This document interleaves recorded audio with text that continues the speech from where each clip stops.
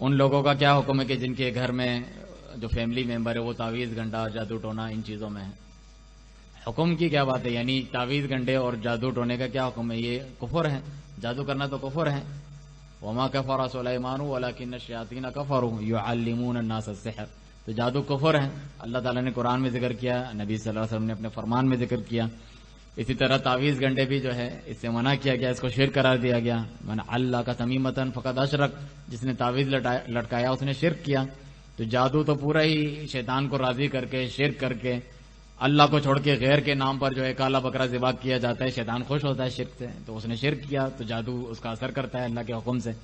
اسی طریقے سے جو ہے قرآن کی بے ادبی کرتے ہیں، بے حرمتی کرتے ہیں، ناپاک خون سے اس کو لکھتے ہیں، استنجا خانے لے جاتے ہیں تاکہ شیطان خوش ہو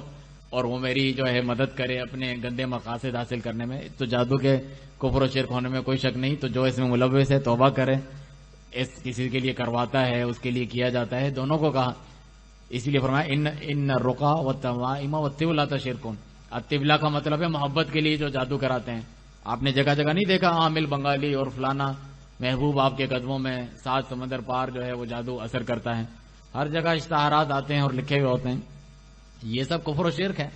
اس سے پرہیز کریں، دور رہیں، یہ آپ کے لیے نقصان دہ ہیں۔ کل خود ہی وہ انسان جو ہے اس کی آخرت بھی جاتی ہے اور دنیا بھی جاتی ہے۔ اور تعویذ گنڈے بھی اگر اس کے اوپر بھروسہ توکل ہے وہ شرک ہے، اللہ کے علاوہ کسی اوپر توکل کرنا۔ وعلی اللہ فتوکلوا ان کنتم مؤمنین، اگر مومن ہو اللہ پر توکل اور بھروسہ کرو، اگر کرتے ہیں تو یہ شرک ہے اس کے اوپر۔ لیکن اگر اس کے اندر شرکیہ باتیں لکھی ہیں یا جبرائیل مدد اور شیطان کے بھی نام لکھے ہوتے ہیں مختلف نمبروں سے، انہوں نے زائچے بنائے ہوئے ہوتے ہیں، مختلف نقشے بنائے ہوئے ہوتے ہیں شیطانوں کے، ان کو پکارا ہوتا ہے، یا بدو یا فلانا، اصحاب کہف کے بھی نام لکھے ان کو پکارا ہوا ہوتا ہے انہوں نے، تو وہ شرک ہے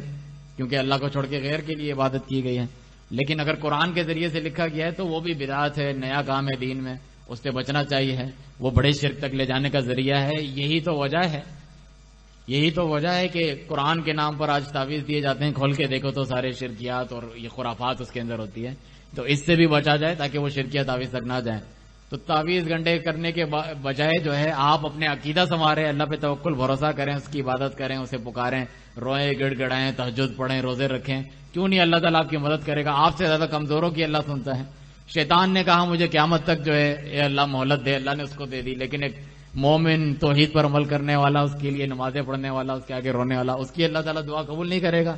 کیا آپ جو ہے تعویذ گنڈوں کے محتاج ہیں؟ کوئی عورت شوہر پہ کرا رہی ہے، وہ اپنے اخلاق سنوارے، شوہر کے حقوق ادا کرے، شوہر اگر عورت پہ کرا رہا ہے تو وہ اس کے حقوق ادا کرے، پیار محبت سے رہے، تو سارے معاملات خود ہی حل ہو جائیں گے۔ وہ کسی بزرگ نے بتایا کہ عورت جو ہے وہ منہ میں اپنی تعویذ رکھے تو صحیح ہو جاتا ہے، تو وہ منہ میں تعویذ رکھتی تھی، اس کا شوہر جب گھر آتا تھا واقعی جھگڑا نہیں ہوتا تھا، وہ چاہتی تھی کہ جھگڑے ختم ہو جائیں، ہمارے جھگڑے نہیں ہوا کریں، تو اس کے لیے جو ہے مولانا صاحب کوئی تعویذ دیں، تو اس نے کہا یہ تعویذ ہے مگر اس کو منہ میں رکھنا ہوتا ہے، تو وہ منہ میں تعویذ رکھتی تھی، وہ کچھ بول نہیں سکتی تھی اور پھر جھگڑا نہیں ہوتا تھا، تو 3 دن ہوا اور اس کے حالات صحیح ہو گئے۔ اس نے کہا اپنی زبان اگر بند رکھو گی تو خود ہی تمہارے معاملات صحیح ہو جائے گے، تعویذ گھنٹے کی ضرورت نہیں ہے۔ وہ تعویذ گھنٹے کے ذریعے سے اپنی چیزیں صحیح نہیں کر سکتا، آپ سے مانگ رہا ہوتا ہے اور جو ہے بینک کو نہیں، وہ بینک سے پیسہ نہیں لے سکتا، اے ٹی ایم وہ چلا سکتا ہے، وہ صرف بچے دیتا ہے، اولاد فلانا کرتے ہیں، اور اندھے کو آنکھیں وہ نہیں دے سکتے، اور جو ہے شوف والے پیر نے بھی لکھا کورونا کی وجہ سے بند ہے ہمارا، تو وہ ان چیزوں میں، مخصوص چیزوں میں وہ جو صرف جو ہے شفا دیتے ہیں، فلانا کرتے ہیں وغیرہ، اپنے خود بیمار ہو جاتے ہیں تو وہ صحیح نہیں کر سکتے۔ کوئی اخبار میں سرخی تھی کہ بجلیاں روکنے والا پیر بجلی گرنے سے مر گیا، خود ہی وہ اس حالت میں مر جاتے ہیں۔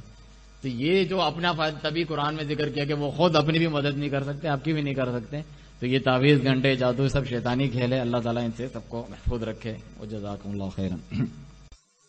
یہ جو سوال کیا گیا تھا جو آپ نے سنا نماز سے پہلے کہ بعض رشتہ دار ہیں جو تعویذ گھنٹے جادو ان چیزوں میں ملوث ہوتے ہیں، پڑے ہوتے ہیں، تو ان کے ساتھ صلہ رحمی کا کیا حکم ہے؟ رشتے ناطے تو جڑنا چاہیے، صلہ رحمی کی کتنی اہمیت ہے۔ نبی صلی اللہ علیہ وسلم نے فرمایا کہ لا يدخل الجنت قاطع، جنت میں داخل نہیں ہوگا جو رشتے ناطے توڑتا ہے، قطع رحمی کرتا ہے۔ تو صحابی نے یہ بھی عرض کیا تھا کہ وہ لوگ تو میں اچھا سلوک کرتا ہوں، میرے ساتھ برا سلوک کرتے ہیں، میں جڑنے کی کوشش کرتا ہوں، توڑنے کی کوشش کرتے ہیں، تو کہا ان کے ساتھ بھی ملاؤ، اللہ تمہارے اپنی طرف سے فرشتہ ایک مددگار پیدا کر دے گا اور تم ان کے منہ میں گویا کہ خاک ڈالتے رہو گے، یعنی ان کا نقصان ہے تم اپنے ذمہ داری پوری کر رہے ہو، ان کا نقصان ہے کہ وہ تمہارے ساتھ یہ سلوک کرتے ہیں، تمہیں تو تمہارا اجر مل جائے گا، تو تم صلہ رحمی کرنا چاہتے ہو۔ باقی یہ جو اس چیز کے تعلق سے بہت زیادہ جو ہے لوگوں میں توہم پرستی بھی عام ہے کہ وہ ہر چیز کو، کسی کو چھینک بھی آ رہی ہے تو کسی نے کچھ کرا دیا ہوگا، فلاں مجھے پسند نہیں ہے پڑوسن یا فلانا یا ساس بہو، اس نے ہی کچھ کیا ہوگا۔ اس سے ویسے ہی دنیاوی طور پہ کسی سے آپ کو جھگڑا ہے، نفرت ہے، آپ کی کوئی رشتے ناتے اس کے ساتھ صحیح نہیں ہے، تو ہر چیز کو بھی اس کے اوپر الزام دینا صحیح نہیں ہے۔ ایک مومن اس طرح نہیں ہوتا، وہ کشادہ دلی سے شرح صدر کے ساتھ رہتا ہے، اس کو ڈرنے کی کیا ضرورت ہے؟ وہ صبح شام جو ہے اللہ کا ذکر کرتا ہے، اذکار پڑھتا ہے، نماز پڑھتا ہے، آیت الکرسی پڑھتا ہے، اللہ تعالیٰ پر توکل بھروسہ رکھتا ہے، حرام سے بچنے کی کوشش کرتا ہے۔ کوئی کچھ بھی کر لے، مجھے کیا اس سے فرق؟ مجھے اپنی پرواہ کرنی چاہیے کہ میں اپنی حفاظتی وہ پورے رکھوں، اور مجھے جس چیز کا حکم ہے صلہ رحمی وہ میں کرتا رہوں۔ نبی صلی اللہ علیہ وسلم کو اللہ تعالیٰ نے بتلا دیا کہ یہودی کتنے برے ہیں، کتنا آپ کا برا چاہتے ہیں، کس طرح وہ سازشیں کرتے ہیں، کس طرح وہ منافقین ہیں۔ تب بھی نبی صلی اللہ علیہ وسلم ان کی دعوت میں گئے اور انہوں نے اپنی خباثت کی، زہر تک جو ہے آپ کو ڈال کے دے دیا جس سے آپ کو نقصان پہنچا، بلکہ انہوں نے جادو بھی کروایا تھا، انہی یہودیوں نے بھی جادو بھی کروایا تھا، اور بعد میں پھر بھی جو ہے ان کی دعوت پہ گئے۔ لیکن مومنین جو ہے اس کی پرواہ کرتے ہیں کہ ہمارا اللہ سے تعلق کس طریقے سے، ظاہری اسباب تو اپناتے ہیں، وَلَا تُلْقُوا بِأَيْدِيكُمْ إِلَى التَّهْلُكَةِ، جو واضح طور پہ کوئی چیز آپ کے سامنے ہو تو اس سے وہ بچنے کی کوشش کرتے ہیں۔ تو جادو تو نام ہی اس چیز کا ہوتا ہے کہ جو واضح نہیں ہوتی، ایسی لطیف ہوتی ہے، جو ایسی کوئی چیز نہیں ہے فزیکل جو آپ کو دکھائی دے رہی ہے کہ کسی نے آپ کے اوپر اٹھا کے مار دیا ہے، اس کا تو نہیں پتا ہے کہ کس نے کیا کیا ہے، کیوں کیا ہے۔ لوگوں کو ٹینشن یہ ہوتی ہے کہ مجھے معلوم چلے کس نے کیا ہے، وہ پہلے سے ہی دل میں بٹھایا ہوتا ہے کہ وہ اس کا نام لے لے کاش جو ہے اس نے کیا ہے، جبکہ نبی صلی اللہ علیہ وسلم نے منع بھی کیا ہے کہ ایسے لوگ جو بتائیں کہ ہم جادو کے جو ہے توڑ کرتے ہیں، ہم بتاتے ہیں کس نے کیا ہے، غیب کی باتوں کا دعویٰ کرے، تو شرک ہے۔ قُلْ لَا يَعْلَمُ مَنْ فِي السَّمَاوَاتِ وَالْأَرْضِ الْغَيْبَ إِلَّا اللَّهُ، کہو زمین و آسمان میں اللہ کے سوا کوئی غیب نہیں جانتا۔ تو فرمایا من اتی عرافا او کاہنا، جو کسی کاہن عراف کے پاس گیا جو بتاتے ہیں ماضی کی خبریں یا مستقبل کی، فسأل عن شیء، پھر کوئی چیز اس سے پوچھی، تو پھر اس کی 40 دن کی نماز، اس کی جو ہے 40 دن کی نمازیں نہیں قبول، صرف تجسس میں بھی اگر وہ گیا ہو 40 دن کی نمازیں قبول نہیں، صحیح مسلم کی روایت ہے۔ اور اگر اس نے تصدیق کی فصدقہ بما یقول فقد کفر بما انزل علی محمد صلی اللہ علیہ وسلم، اس نے تصدیق بھی کی، اور یہ لوگ تصدیق کرتے ہیں، تیری جو ہے ساس نے تیرے اوپر کرایا ہے، تیری جو ہے بہو نے کرایا ہے، تیری بیوی نے یا شوہر نے کرایا، تو وہ اس کی تصدیق کرتے ہیں، تو کفر میں مبتلا ہوتے ہیں کہ اس کی اس بات کو مانتے ہیں شیطان کی تو یہ چاہت ہے۔ اگر کوئی جن آصف یہ چیزیں ہیں، ایک تو آپ کو اللہ کی حفاظت طلب کرنی چاہیے، قرآن پڑھنا چاہیے، اللہ آپ کی حفاظت کرے گا، اور آزمائش بھی ہوتی ہے، اگر وہ نہیں بھی جاتا اور یقین توکل کی ضرورت ہے، ہو سکتا ہے آپ کے درجات بلند ہو اس کے ذریعے سے، جس طرح دنیاوی بیماریاں لگتی ہیں اس میں بھی تو آپ صبر کرتے ہیں، دوائی کھاتے ہی تو صحیح نہیں ہو جاتی، کرتے ہیں صبر گزارا کرتے ہیں، چلتے ہیں اللہ پہ توکل بھروسہ رکھتے ہیں، بدزنی نہیں کرتے کسی کے بارے میں۔ تو شیطان کی چاہت میں سے تو یہ چاہت ہے کہ وہ رشتے ناتے توڑے اور خراب کرے، جبھی تو صحیح حدیث میں ہے کہ شیطان اپنا جو ہے تخت لگاتا ہے اور اپنے چیلوں کو بھیجتا ہے کہ جا کے لوگوں کے جو ہے لوگوں کو گناہوں میں ڈالو، برائیوں میں ڈالو، لوگوں کے گھر خراب کرو، تو ان میں سے مختلف لوگ شیطان کے جو چیلے آتے ہیں کہ میں نے یہ گناہ اس سے کرایا، یہ گناہ کرایا، تو وہ اس کو بڑی چیز نہیں سمجھتا، تو نے کچھ بھی نہیں کیا، یہ کوئی بڑی بات ہے۔ جو ایک آتا ہے کہ میں نے میاں بیوی میں جھگڑا کرایا، اتنا جھگڑا کرایا کہ طلاق کرا دی، تو اس کو خوش ہو کے جو ہے شیطان اٹھ کے گلے لگا دیتا ہے، تو میرا صحیح ایجنٹ ہے اور تو میرا جو ہے چیلا ہے، تو نے اصل کام کیا جو میں چاہتا تھا۔ جادو کے جو اہم ترین مقاصد میں سے یہ ہیں جو قرآن میں ذکر ہے کہ جو ہے یفرقون بین المرء وزوجہ ویتعلمون منہما ما یفرقون به بین المرء وزوجہ، وہ ان سے کہ شوہر اور اس کی بیوی میں جدائی ڈال سکیں، تو یہ تو اس کی چاہت ہے، تو وہ آپ ایسے لوگوں کے پاس جائیں گے، کاہنوں کے پاس، وہ لڑوانا چاہتا ہے۔ تو ہر چیز کے بارے میں یہ نہیں سوچنا چاہیے، جیسا کہ یہ سفر کا مہینہ چل رہا ہے، اس کو بھی لوگ منحوس سمجھتے ہیں جاہلیت میں، اور مسلمان ہو کر بھی بہت سارے لوگ مردوں پہ بھاری مہینہ ہے اور شادی نہیں کرنی چاہیے، اس میں سفر نہیں کرنا چاہیے، فلاں مسئلہ بعد میں بگڑ گیا، ان کی شادی نہیں چلی، دیکھو سفر میں اس کی شادی ہوئی تھی۔ ہر چیز کو اس طرح نہیں کرنا چاہیے، جس طرح بہت سارے سیاسی اور دینی جماعتوں والے، اس سے راج الحق کو چھینک بھی آتی ہے، کہتے ہیں امریکی سازش ہے اس کے پیچھے کوئی، تو اس طریقے سے نہیں کرنا چاہیے ہر چیز کو، بلکہ جو ہے اللہ پہ توکل بھروسہ رکھیں، آپ اپنے نارمل روٹین میں رہیں، رشتے ناتے لوگوں سے جڑنے کی کوشش کریں، ظاہری اگر جو ہے آپ کو کوئی نظر آتا ہے، کوئی شر پہنچاتا ہے تو اس سے بچیں، اس کے شر سے بچیں۔ بہت سارے ایسے لوگ ہیں کہ جن کے شر سے بچا جاتا ہے، یعنی ان سے اخلاق سے پیش آیا جاتا ہے، زیادہ جو ہے ان میں گھسا نہیں جاتا تاکہ ان کے شر سے بچیں۔ ایک شخص آیا تھا جس کے یعنی اخلاق اتنے اچھے نہیں تھے، نبی صلی اللہ علیہ وسلم نے بتلایا بھی کہ بیسا اخو العشیر، لیکن جب وہ آیا ملنے تو آپ اچھی طریقے سے ملے، کیا حال ہے وغیرہ کر کے چلے گئے. تو عائشہ رضی اللہ عنہا جو ہیں اس کو مدارات کہتے ہیں کہ کس طریقے سے اس قسم کے لوگوں کو ٹالا جاتا ہے، گزارا کیا جاتا ہے ان کے ساتھ. تو بعد میں انہوں نے کہا کہ آپ نے کہا کہ یہ تو اچھا بندہ نہیں ہے اپنے زبان اور اس میں، آپ پھر اچھے طریقے سے ملے. کہا ایسے لوگ بھی ہوتے ہیں کہ جن کے شر کو ٹالا جاتا ہے، اس کے ٹالنے کی کوشش کی جاتی ہے. اس کے کوئی بھی جو ہے جذباتی نفسیاتی اور جو ہے دوسرے اس کے مسائل ہیں جس کی وجہ سے وہ خود بھی پریشان ہوتا ہے، آپ کو بھی پریشان کرتا ہے، رشتے ناتے اس کے خراب ہوتے ہیں، اس کے معاملات خراب ہوتے ہیں. تو یہ نہیں ہر چیز کو سوچنا چاہیے میرا کاروبار چلنا بند ہو گیا، کسی نے کچھ کرایا ہوگا میرے اوپر، یہ نہیں سوچنا چاہیے.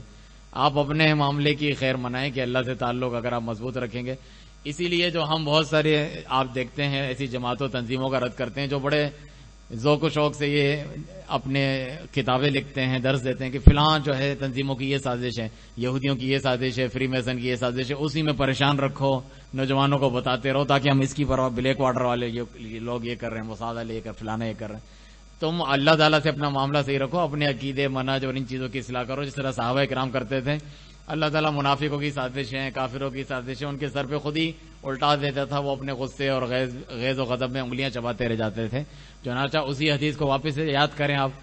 کہ صحابی نے کہا کہ میں ان کے ساتھ اچھا کرتا ہوں، وہ میرے ساتھ اچھا نہیں کرتے. جس طرح آپ نے کہا کہ آپ کے ساتھ کوئی تعویذ گھنٹا کسی نے کیا ہے تو آپ کے ساتھ اچھا نہیں کیا جبکہ آپ اچھا کر رہے ہیں، تو اللہ تعالیٰ نے آپ کے لیے مددگار مقرر کر دیا ہے اور ان کے منہ میں آپ خاک ڈال رہے ہیں، تو وہ ناکام ہونا مراد ہوں گے اپنی سازش میں یا جو وہ کرنا چاہتے ہیں. آپ اپنے معاملات پورے کریں گے تو اس کا ایک فائدہ یہ بھی ہوگا کہ وہ بھی انسان ہیں، وہ بھی مسلمان ہیں، آپ کے رشتہ دار ہیں، ان کا ضمیر ان کو ملامت کرے گا، وہ سوچیں گے کہ میں اس کے ساتھ برا کرتا ہوں اور یہ میرے بارے میں اتنا اچھا سوچتا ہے، اس نے ذن رکھتا ہے، اچھے طریقے سے ملتا ہے. تو ایک نہ ایک دن وہ پچھتائیں گے. عام لوگوں کی تو دور کی بات، سورہ یوسف آپ پڑھیں، اس میں لوگوں کے لیے عبرت ہے، نشانیاں ہیں، ان کے قصے میں اللہ تعالیٰ ذکر کرتے ہیں. تو اس میں سے بھی آپ دیکھیں وہ اللہ کے نبی ہیں، رسول ہیں، ان کے بھائیوں نے، شیطان نے آ کے آپس میں بغض نفرت ڈلوائی اور واقعی انہوں نے ان کے ساتھ کیا کیا، ان کو پھینک دیا کنویں میں اور ان کے ساتھ کیا کچھ سلوک نہیں ہوا. بعد میں اللہ تعالیٰ نے ان کے صبر کے نتیجے میں ان کو بادشاہ بنا دیا بڑا مصر کا. آخر میں بھی انہوں نے اپنے بھائیوں کو معاف کر دیا اور کہا کہ شیطان نے ینزغ بینی و بین اخوتی، میرے بھائیوں میں شیطان نے دشمنی ڈلوا دی تھی. یہاں وہ چیخ رہے تھے اب میں تم سے بدلہ لوں گا، کیا کیا تم لوگوں نے کیا تھا میرے ساتھ وغیرہ، میرے یہ حالات اس وجہ سے ہو گئے تھے اور مجھے یہ کچھ کرنا پڑا تھا. نہیں، آج اب اس طریقے سے کریں گے تو انشاءاللہ اللہ تعالیٰ سبحانہ تعالیٰ بھی تو آپ کے ساتھ ہے، اس کی مدد، اور جو آپ کے رشتہ دار برے ہیں ان کے دل بھی تو اللہ تعالیٰ کے ہاتھوں میں ہے. کوئی آپ کے کنٹرول میں تو نہیں ہے کہ آپ کچھ کر کے ان سے بچ سکتے ہیں. تو وہ ان کے دل پھیر سکتا ہے آپ کے اس اخلاق کا بدلہ دیتے ہوئے اللہ تعالیٰ آپ کی اس اچھائی کا، تو وہ بعد میں پھر جائیں گے جس طرح یوسف علیہ السلام کے ساتھ ہوا، جس طرح نبی صلی اللہ علیہ وسلم کے ساتھ ہوا فتح مکہ میں، کہ ان سب کو جانے دیا جنہوں نے جو آپ گنوا رہے ہیں جادو ٹونا تعویذ، اور وہ بھی صرف وہم کی بنیاد پر، اس سے بڑھ کر برا سلوک انہوں نے واقعی کیا تھا جس کا قرآن و سنت میں موجود ہے. آپ نے چھوڑ دیا تو کیا اثر ہوا کہ لوگ جو ہے جوک در جگ اسلام میں داخل ہونے لگے. تو آپ جو ہے اپنی اچھائی کو نہ چھوڑیں جس طرح وہ اپنی برائی کو نہیں چھوڑتے. اللہ تعالیٰ آپ کی مدد کرے گا اور آپ کو بچائے گا، آپ کو محافظ ہوگا انشاءاللہ.